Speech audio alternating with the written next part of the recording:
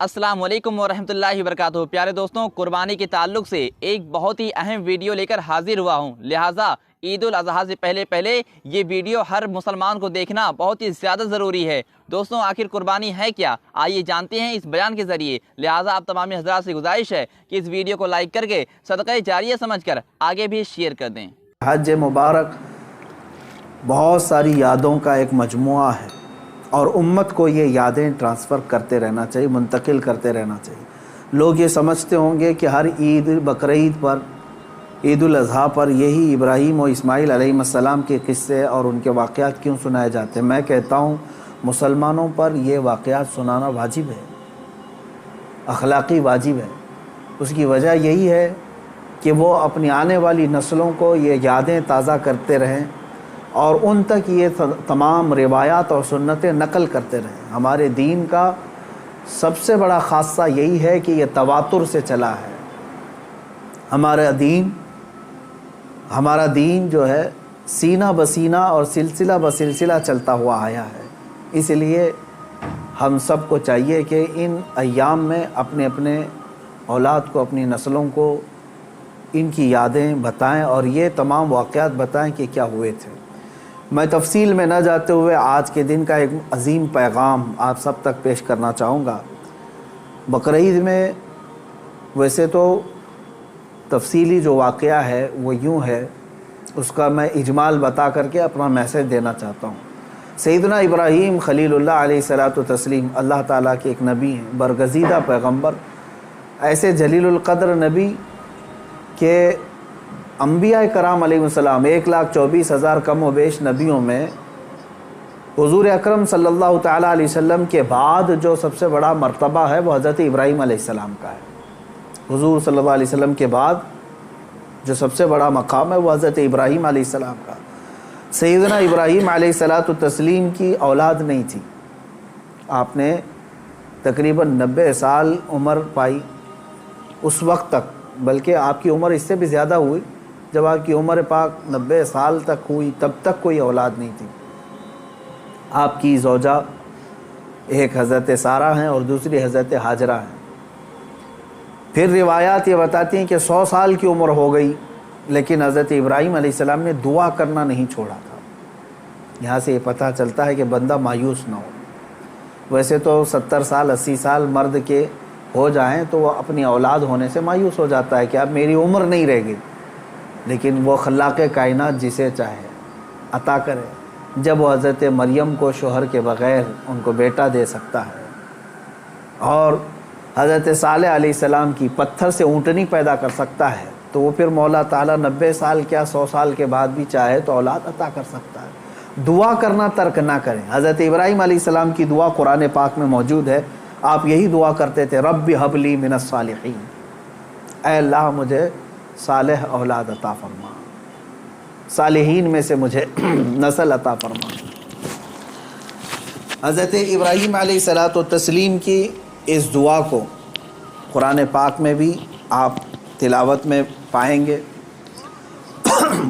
حضرت ابراہیم علیہ الصلوۃ والتسلیم کی اس دعا کو اللہ تبارک و تعالیٰ نے قبول فرمایا اور پھر اللہ تعالیٰ نے ارشاد فرمایا کہ ہم تمہیں ایک بیٹا عطا کرتے ہیں۔ وہ کیسے معاملات ہوئے یہ بھی دیکھیے۔ حضرت ہاجرہ حضرت ابراہیم علیہ السلام کی اہلیہ، وہ گھر میں موجود ہیں، کچھ فرشتے آئے اور فرشتوں نے آ کر کے بشارت دی کہ اللہ تبارک و تعالیٰ تمہیں بیٹے سے نوازنے والا ہے۔ تو وہ کہنے لگی کہ میں اتنی بوڑھی ہو گئی ہوں، ان کی خود کی عمر 90 سال کے اوپر کی تھی، کہا اتنی بوڑھی ہو گئی ہوں، کیا مجھے بچہ ہو سکتا ہے؟ فرشتوں نے کہا ہاں، اللہ تبارک و تعالیٰ جو غالب حکمت والا ہے وہ چاہے تو ہو سکتا ہے۔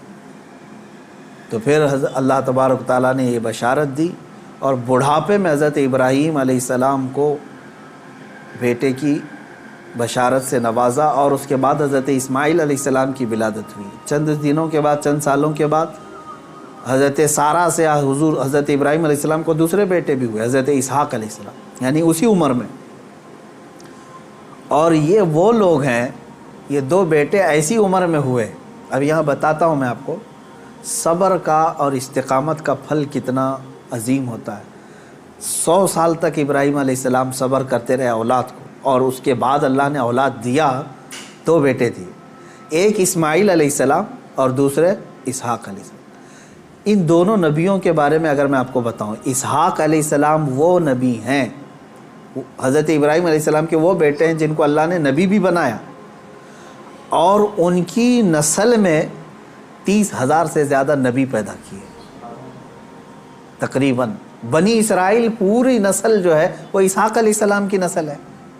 اسحاق علیہ السلام کے بیٹے یعقوب علیہ السلام، یعقوب علیہ السلام کے بیٹے یوسف علیہ السلام، یہاں سے پوری بنی اسرائیل چلی، اس میں ہزاروں نبی آئے۔ ابراہیم علیہ السلام کو ایک بیٹے اسحاق علیہ السلام کی نسل میں سارے نبی عطا کیے، اور دوسرا بیٹا جو اسماعیل علیہ السلام عطا کیے، ان کی نسل میں تو سید الانبیاء حضور صلی اللہ علیہ وسلم عطا ہے، محمد رسول اللہ صلی اللہ علیہ وسلم علیہ افضل التحیت و اکمل التسلیمات۔ تو یہ حضرت ابراہیم علیہ السلام کی دعا کا نتیجہ تھا، اور صبر اور استقامت کا۔ آج جو مجھے پیغام دینا تھا وہ یہی ہے، میں نے آیت کریمہ بھی خطبے میں یہی پڑھی۔ بے شک وہ لوگ جنہوں نے یہ کہا اللہ ہمارا رب ہے، ان الذین قالوا ربنا اللہ، بے شک وہ لوگ جنہوں نے کہا اللہ ہمارا رب ہے، ثم استقاموا، پھر اس پر جم گئے، یہ ہے استقامت۔ استقامت کہتے ہیں ڈٹے رہنا، جمے رہنا۔ اب اس کے متعلق جو قرآن کہتا ہے تتنزل علیہم الملائکہ، ان پر اللہ تعالیٰ فرشتے اتارتا ہے۔ کیا کہتے ہوئے آتے ہیں فرشتے؟ اللہ تخافوا ولا تحزنوا، گھبراؤ مت، ڈرو مت، ہم تمہیں وہ بشارت دینے آئے ہیں جس جنت کا اللہ نے تم سے وعدہ کیا ہے۔ تھوڑے دن اور باقی رہو، تھوڑے دن اور جمے رہو، اور ڈٹے رہو۔ یہ استقامت کرتا ہے بندہ، استقامت پر فائز ہوتا ہے تو فرشتے اس کی مدد کے لیے اترتے ہیں۔ ہاں اتنا ہے کہ ہلا دیے جائیں گے، تمہاری خواہشات کے خلاف معاملات آئیں گے، تمہارے نفس کے خلاف معاملات آئیں گے، اسی پر جمے رہنے کا نام استقامت ہے۔ اور استقامت کا معنی اتنا عظیم ہے کہ صوفیہ اکرام نے کیا فرمایا معلوم ہے؟ الاستقامت فوق الکرامت، عربی میں فرمایا استقامت جو ہے یہ کرامت سے بھی بڑھ کر کے ہے۔ لوگ کہتے ہیں نا کرامت، کرامت کا مطلب اکثر لوگوں نے ہی سمجھا کہ وہ انہونی چیز دکھانا، یعنی جو ایسی چیز جو کو دیکھ ہی نہیں پائے، ہوا میں کوئی اڑ کے دکھا رہا ہے، پانی پہ کوئی چل کے دکھا رہا ہے، تو اس کو بہت سارے لوگ کیا سمجھتے ہیں؟ یہی کرامت ہے، محیر العقول چیزیں، یعنی جو عقل کو عاجز کر دیں۔ اور فرمایا گیا ان کرامتوں سے سب سے بڑھ کر کے استقامت ہے، یعنی شریعت پر جمے رہنا، ڈٹے رہنا۔ میں اس پر آتا ہوں، حضرت ابراہیم علیہ السلام کے اس واقعے کو میں مختصر کرتا ہوں۔ بیٹا ہوا، 100 سال تک صبر کرنے کے بعد پھر اللہ تبارک و تعالیٰ نے امتحانات ایسے لیے کہ ابراہیم علیہ السلام کو ترک وطن کرنا پڑا ہے، یعنی آپ کا شہر جو ہے بابل تھا، عراق۔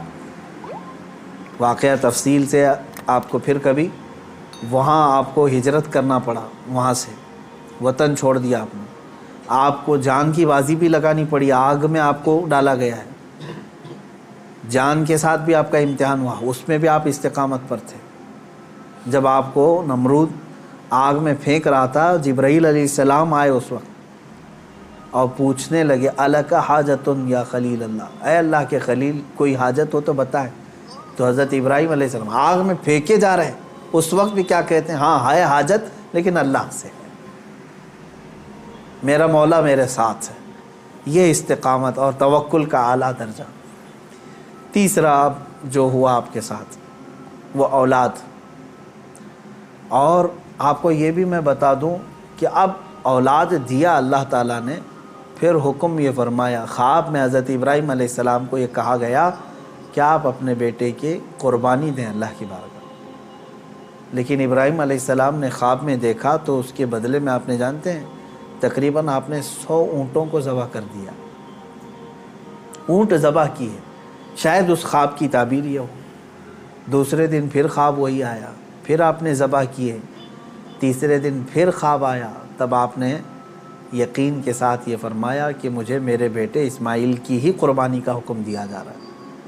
پھر حضرت ابراہیم علیہ السلام، یعنی اونٹوں کے ذبح کرنے میں مال بھی تو کتنا قربان ہوا۔ تو اب میں جو بتانا چاہ رہا ہوں، اب وہ آخری بات سنیں۔ اسماعیل علیہ السلام کو بلایا اپنے قریب، جب ابھی حضرت اسماعیل علیہ السلام کی عمر پاک شباب کو نہیں پہنچی تھی، جوانی کے قریب آ رہی تھی، بلا کر کے کہنے لگے کہ انی ارا فی المنام انی اذبحک، اے اسماعیل میں نے خواب میں دیکھا ہے اور اللہ کا حکم یہ پایا ہے کہ میں تمہیں ذبح کر رہا ہوں، تم کیا کہتے ہو؟ حضرت اسماعیل علیہ السلام نے کیا کہا؟ یا ابت افعل ما تؤمر ستجدنی انشاءاللہ من الصابرین، اے میرے والد گرامی آپ کو جس بات کا حکم دیا گیا ہے وہ کر جائیے، آپ انشاءاللہ آپ مجھے صبر کرنے والا پائیں گے۔ اسماعیل علیہ السلام، بیٹے کو کوئی یہ کہے، اب یہ اسی کے لیے شاعر نے یہ کہا ہے، یہ مکتب کی کرامت تھی کہ فیضان نبوت تھا، سکھائے کس نے اسماعیل کو آداب فرزندی۔ ہاں بہرحال اب جو معاملہ پیش آیا وہ پتہ ہے آپ کو، حضرت اسماعیل علیہ السلام کو لے گئے مینا میں، وہ جگہ آج بھی باقی ہے جہاں حجر اسماعیل کہہ کر کے ایک پتھر رکھا گیا ہے، وہاں پر اسماعیل علیہ السلام کو لٹایا گیا۔ ابراہیم علیہ السلام نے اپنی آنکھوں پر پٹی باندھ لی، ان کے ہاتھ پیر کو باندھ دیا، اور اس کے بعد تیز چاقو سے ان کے گردن پر چھری چلائی، لیکن چھری نہ چلی۔ روایات یہ بتاتی ہیں کہ آپ نے اس چھری کو پتھر پر مارا، پتھر دو ٹکڑے ہو گیا، کٹ گیا، لیکن نرم و نازک گلا نہیں کٹا، 2 مرتبہ نہیں کٹا، تیسری مرتبہ آپ نے زور سے چلایا تو کٹ گیا مگر گلا نہیں۔ اللہ تبارک و تعالیٰ کے حکم سے جبرائیل علیہ السلام ایک دمبا جنت سے لے آئے اور اسماعیل علیہ السلام کو وہاں سے ہٹا کر کے دمبا رکھا، دمبا ذبح ہو گیا، اسماعیل علیہ السلام کھڑے رہے۔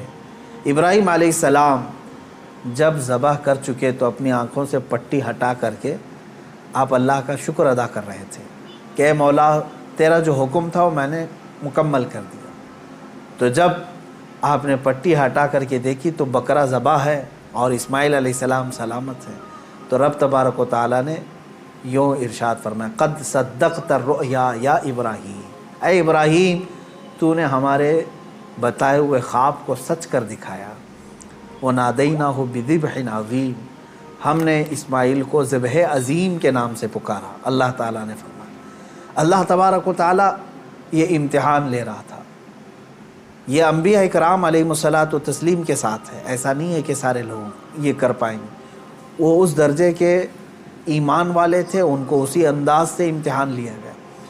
اب جو بات 2 چیزیں عرض کرنی ہے، پہلی بات تو یہ ہے کہ بعض مفسرین نے اور عاشقان رسول نے اس میں پیارا نقطہ یہ بیان فرمایا، گلا نہ کٹنا، ذبح نہ ہونا کیا وجہ تھی؟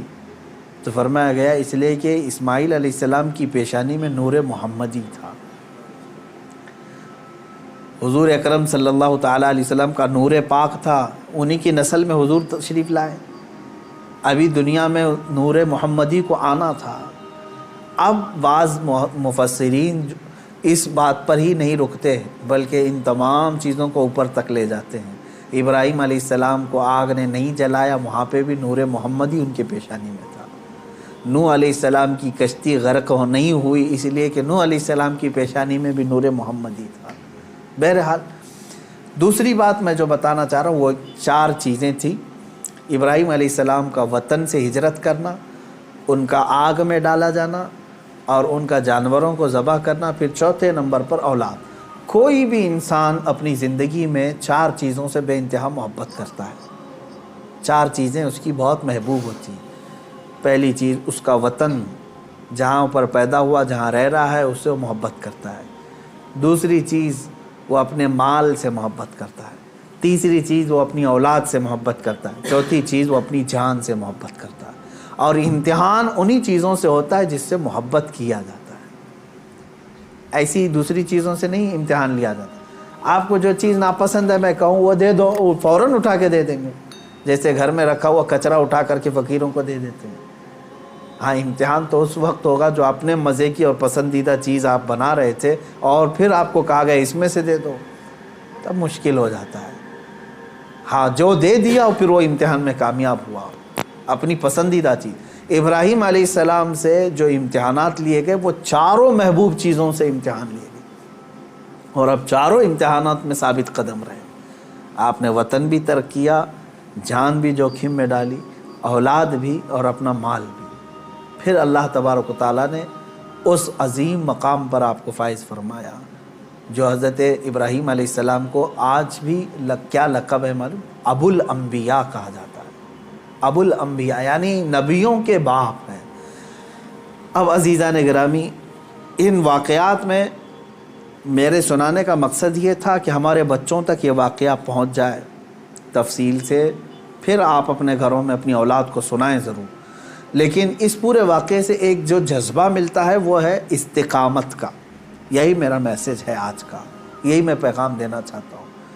آج کے دن میں اتنا ہی کہوں گا کہ آج جانور ذبح کر کے گوشت کھا لینا اور اپنے آپ کو خوشیوں میں گوشت کے الگ الگ ڈشیں بنا کر کے عید میں مشغول کر لینا، یہ عید کا مقصد نہیں ہے۔ عید کا اصل مقصد ہے اللہ کو راضی کرنا۔ وہ اگر راضی ہو گیا تو ہر دن تمہارا عید کا ہے، اور اگر وہ تمہارے اعمال سے ناراض ہے، چاہے 1000 بقرعید آئیں، 1000 عید الفطر آئیں، تمہارے لیے کون سی عید ہے؟ رب تعالیٰ اگر تم سے ناراض ہے، کون سی عید ہے؟ عید در حقیقت مولا کو منانا ہے، اس کو راضی کرنا ہے۔ قربانیاں گوشت کھانے کے لیے نہیں۔ ایک مسئلہ بھی جاتے جاتے بتا دوں، اگر کسی نے گوشت کھانے یا صرف گوشت کی نیت کر کے قربانی کی کہ آپ گوشت ملنے والا ہے، فلاں فلاں ڈش بننے والی ہے گھر میں، تو کہا گیا کہ اس کی قربانی ہی نہیں ہے، قربانی ہوگی ہی نہیں۔ جس نے گوشت ملے گا اس کو میں بیچوں گا، اتنا کماؤں گا، جس نے بھی یہ نیت کی اس کی قربانی ہوگی ہی نہیں، ہوگی ہی نہیں۔ فرمایا گیا تقرب اللہ کی نیت ہونی چاہیے، میں قربانی کر رہا ہوں صرف اللہ کی رضا کے لیے، نیت یہ ہو، اور پھر گوشت کھانے میں مل گیا تو یہ اللہ کا انعام ہے۔ گوشت تو کھانا ہی ہے، ملتا ہی ہے آپ کو، لیکن نیت پہلے گوشت کھانے کی نہیں ہے، اللہ کو راضی کرنے کی۔ رب تبارک و تعالیٰ راضی ہو جائے۔ میرے عزیزو، آج کے دن اللہ تبارک و تعالیٰ کی بارگاہ میں خصوصی التجا کریں، دعا کریں، مولا کریم عید الاضحیٰ کی برکت سے یہ لاکھوں جو قربانیاں ہیں ان کو قبول فرمائے، اور ان قربانیوں کی برکت سے مولا تعالیٰ ہم سب پر مسجدیں، عیدگاہیں اور ہماری عبادت گاہیں کشادہ فرمائے۔ حرم پاک اور حرم رسول کو مولا تعالیٰ ہم گنہگاروں کے لیے پھر سے کشادہ فرمائے۔ بیت المقدس کو مولا تعالیٰ ظالموں کے چنگل سے آزاد فرمائے، اور تمام عالم اسلام کے مسلمانوں پر رحم و کرم فرمائے۔ خصوصیت کے ساتھ رب ذوالجلال تیرے بارگاہ میں دعا ہے مولا، گستاخان رسول کو ہلاک و برباد فرما دے۔ جو تیرے نبی صلی اللہ علیہ وسلم اسلام اور قرآن اور تیری ذات پر انگلی اٹھائے مولا، ان کو تو عبرت کا نشان بنا دے، ہلاک و برباد فرما دے۔ اے کریم خدا ارحم الراحمین، جو گستاخی کرے چاہے وہ دنیا کے کسی بھی خطے میں ہو، مولا غیب سے تو اپنا سخت پکڑ اور سخت پرسش کا حکم ان کے لیے نازل فرما۔ الہ العالمین تو ان پر عذاب علیم نازل فرما، عذاب عظیم نازل فرما۔ اے کریم خدا ارحم الراحمین، ہم تمامی عالم اسلام کے لیے دعا گوئیں، امت مصطفیٰ کے لیے دعا گوئیں مولا۔ اے کریم خدا اس عید قرباں میں سب کو امن و امان عطا فرما۔